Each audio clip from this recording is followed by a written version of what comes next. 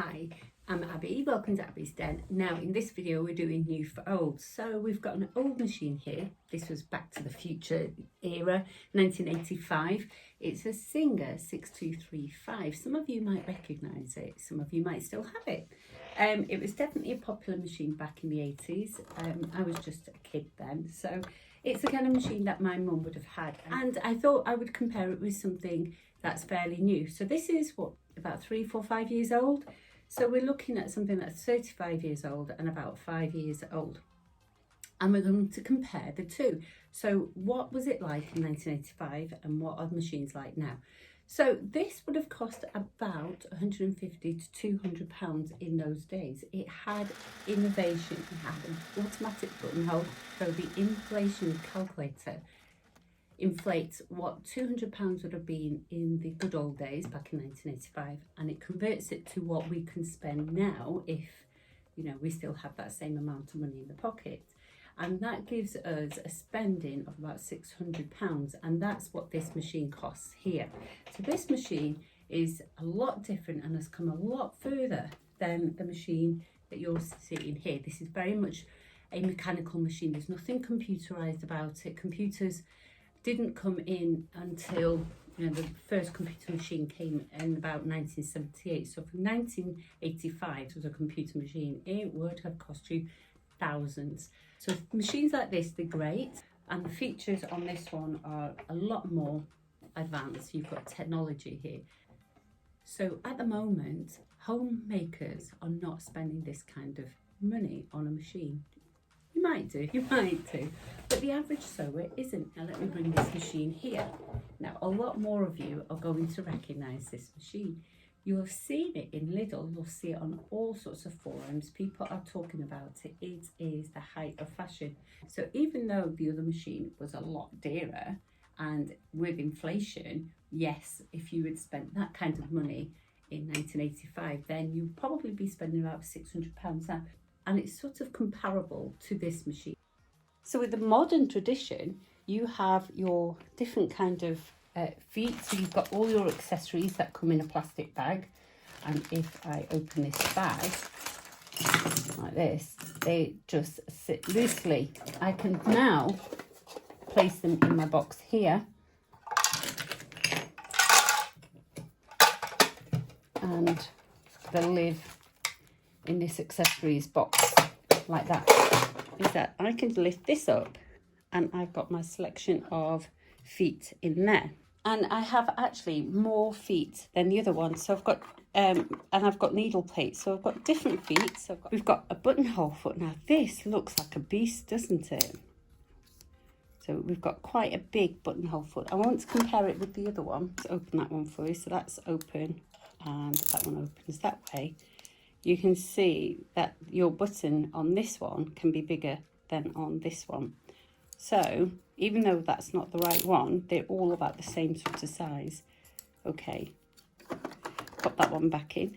We have extra spools. Now you can't go wrong with these spools. These are the ones, and they've even made it easier for you by having a ridge on that side and marks on that side, so you will always have the spool cap the right way up, and you can still buy them. They're still available quite easily.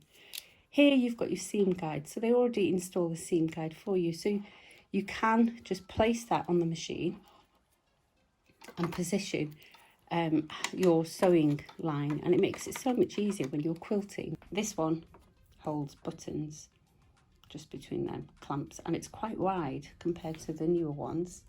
Maybe seems quite wide compared to the new ones, because we've got that rubber grip on them. If I took that off, that rubber grip's really good because it holds the feet. So if I take that rubber grip off, they look about as open as wide, but that rubber grip really does help hold the button in place. I know lots of people use Scotch tape and all sorts, but it's just something I don't want to do. Right, let's pop that back. There we go. Right, so they're all the bits and bobs that you get with the machine. So you actually get 1, 2, 3, 4, 5, 6, 7, 8, 9, 10 feet 2 extra plates plus a darning plate, and you get 3 bobbins and quite a hefty buttonhole foot, and of course your brush. There's the zip foot for the new 228, and there's the zip foot in the old 6235, and it's a lot narrower, isn't it? And the narrowness allows us to get closer to the concealed zip and give us a better, cleaner finish.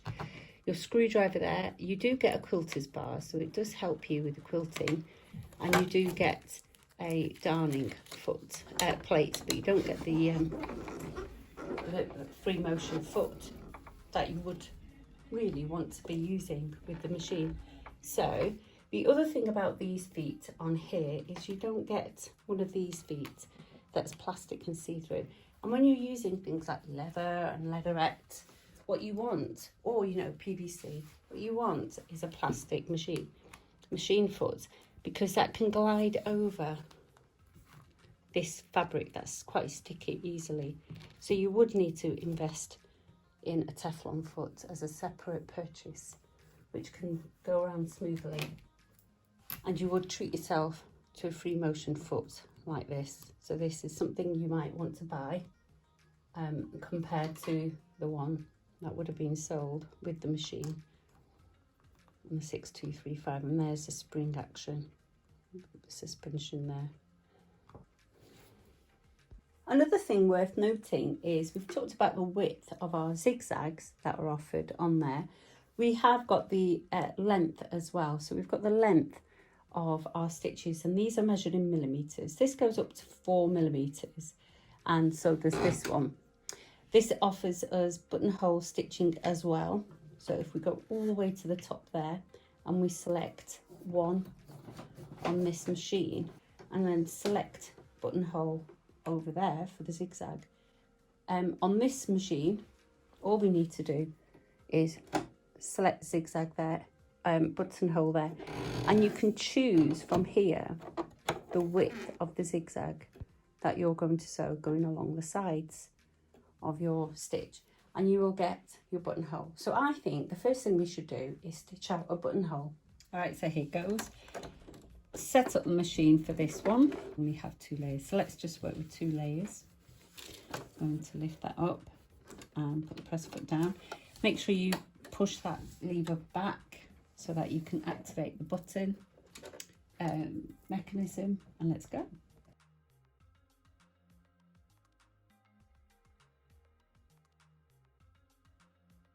Now it doesn't stop on its own, so you've got to work out when to stop, and then that's it. So there's our buttonhole, and that's not too bad. And I'll show you now. I've got an extra thickness of bar tack on the buttonhole because it doesn't automatically stop. I waited for it to stop, but it didn't, and we've got some extra gloopy knot there. So let's see what the old machine would have done. Yeah, that's activated there, and then start running the machine, and the whole buttonhole should be stitched out in one go. Okay, let's get rid of that fluff on there. Just place that underneath, look for the mark, as always, look for the mark inside that crosshair. On this, it doesn't matter because it's a piece of scrap, and just press go.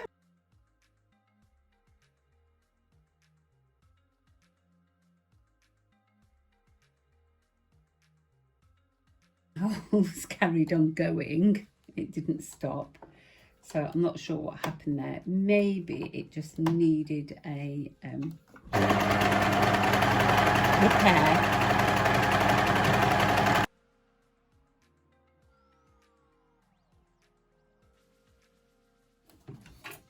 So what I want to do is I'm going to try it with the fabric in this section and see if I'm doing something wrong. So that's towards me, and let's just go again.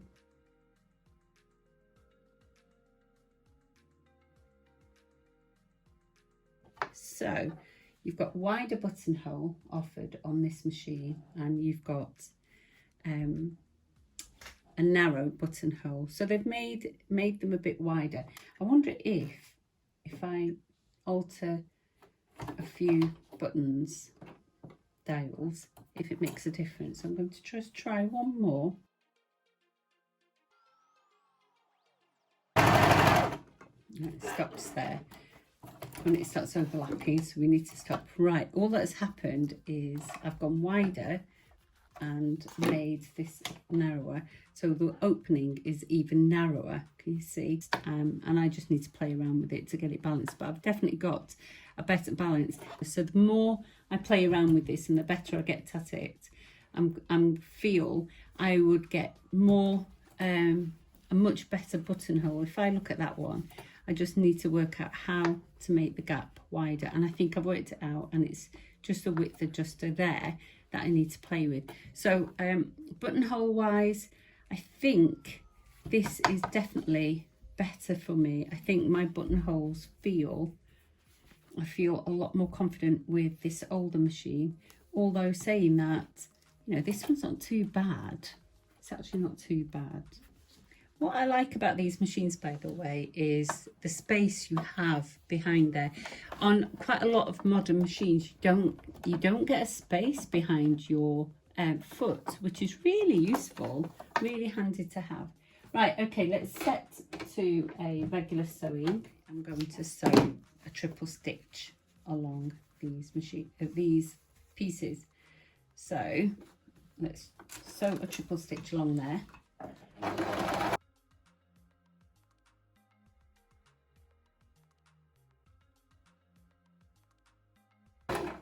Okay, now with this triple stitch on this machine, you don't get to choose the stitch length, but it's come out quite a nice thick stitch.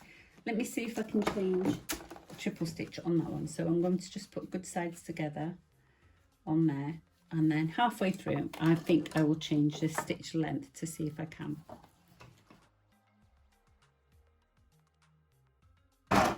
So let's increase this stitch length all the way up to 4. And you don't need to lock stitches on these. Okay, let's have a look. So it doesn't look like the stitch length has changed at all. So it doesn't matter what you select, it will just remain the same. So now what we're going to do is fold this over. So that's giving me a nice strong stitch. Fold it over and see what it's like stitching. Not a triple stitch this time, just a regular single stitch along this thickness, and see if it goes through okay. So we've got 2 layers of the thick fabric, 2 layers of interfacing, and 2 layers of the curtain lining.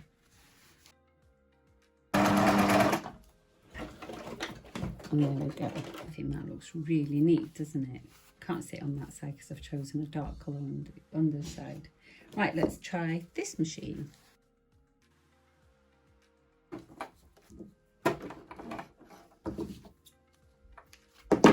A bit wobbly, but again we've got a nice even stitch, so I think they've come equal on that, so they both win 1-1. Right, let's have a look at now this leatherette. So I've got a piece of leatherette and I've got a piece for each. What we're going to do is we're going to fold it over. Well, this machine has the satin stitch foot, so it's the clear foot that will help glide over this fabric. And also we're going uphill, so we're going to see how it manages this fabric using just the metal regular foot.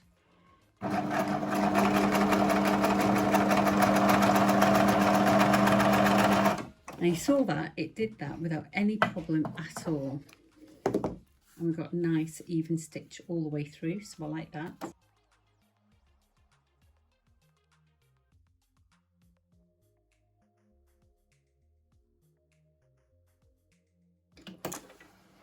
Let's have a look at our stitches. So the first one did come a little bit off. You can see the first one's a little bit smaller. So this should be 4mm, but they seem a bit smaller on that one. Okay, so I've got 4 layers coming up. Let's do it this way. All right, so we've got 4 layers there. We're going uphill. Let me go. No, I think it's going to struggle. Okay.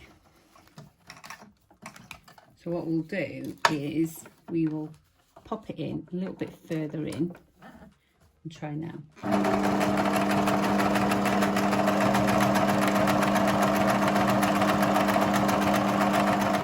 No, it's struggling. So it was fine with 2 layers, but not fine with 4 layers.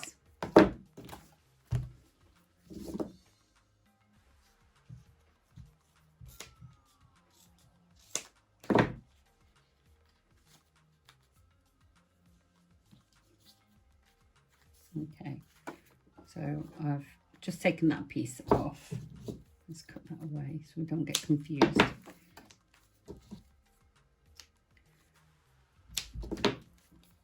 So it sews 2 layers quite happily and quite evenly, but when we get to 4 layers, it really struggles. I can push it through, but it does struggle. Dare I going uphill? I don't think it will allow me, so I'm going to just go ahead with it there.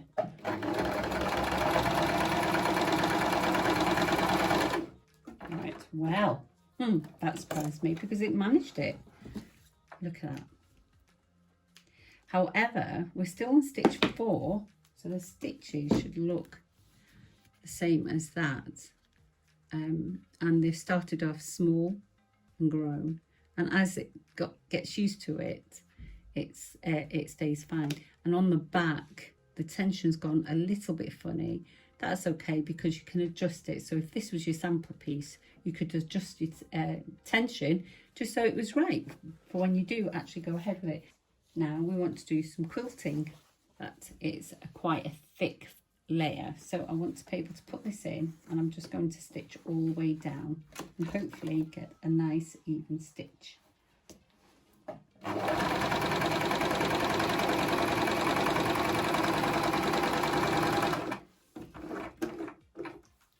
And again, the machine is a lot quieter than the older one. And all the way through, even at the start, I've got a nice even stitch.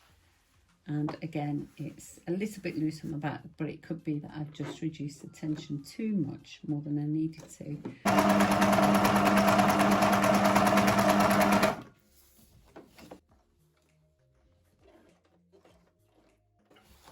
Right, so there we go. The stitches, again, they've formed really well.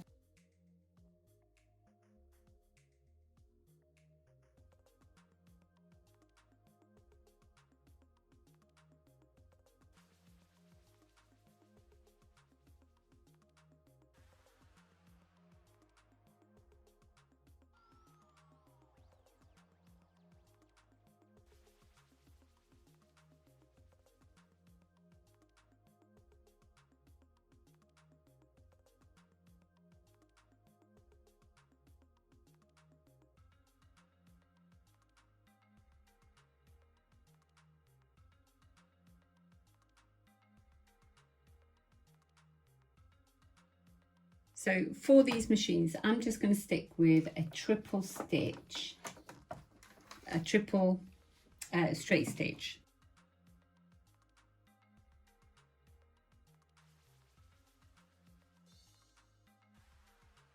Now I've not used a walking foot because I don't have one for this machine, and the fabric hasn't creeped. What happens sometimes is they misalign, and we're still getting stretch there. So if you pull too hard, that's what you will find happens. When you wash it again, it'll relax down back to its original shape. Let's try a triple stitch on this machine.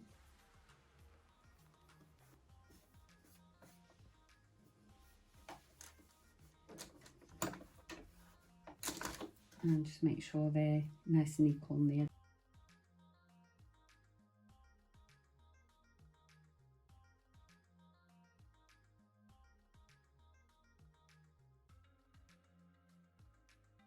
Let's bring it back. Now what I've found is the fabric's gathered. It shouldn't have done. So the fabric's ended up being gathered, but not only that, it's creeped the fabric. So you will need to use a walking foot on this machine. Now if I pull that out, what happens is the bobbin thread's now far too loose, but I do get my stretch. So stretch fabric, not a good one. So it's very important to get this right. So we're going to go back to our triple stitch, or stay on our triple stitch, and see which one results better. So make sure those are nice and even at the bottom. I'm just going to go with it.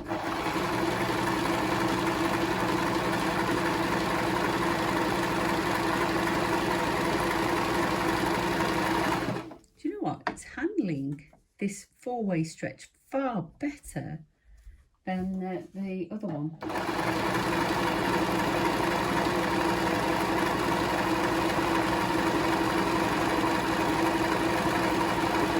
So neither machine has the option to change the pressure of the foot, which would really help. Let's have a look. Oops. Bring that back up. And if I pull on that, we can look at the bobbin, and it's pulling the bobbin thread through, and you're getting some loss there. I didn't lock the stitches. You should lock your stitches, but had I locked those stitches, they would have popped most certainly.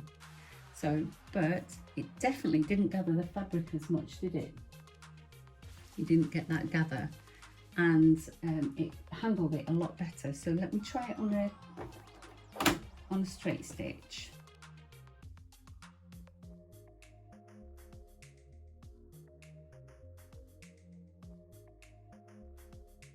I'll just pull that up and out, and it has, in fact, there you go, it's popping the threads.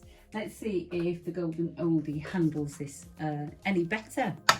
So we lead it on our triple stitch, and just make sure we've got no overlap there, so that when I put this in the machine, you know I don't like to use pins. Right, so got a nice even stitch there.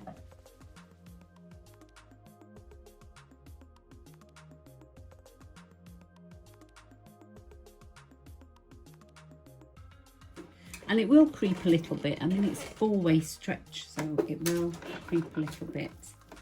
Let's lift that up, and it's creeped about half a centimetre there to a centimetre just on that small piece, but we're getting a good stretch. It's not pulling on my threads. Right, so that seems to work. No popping.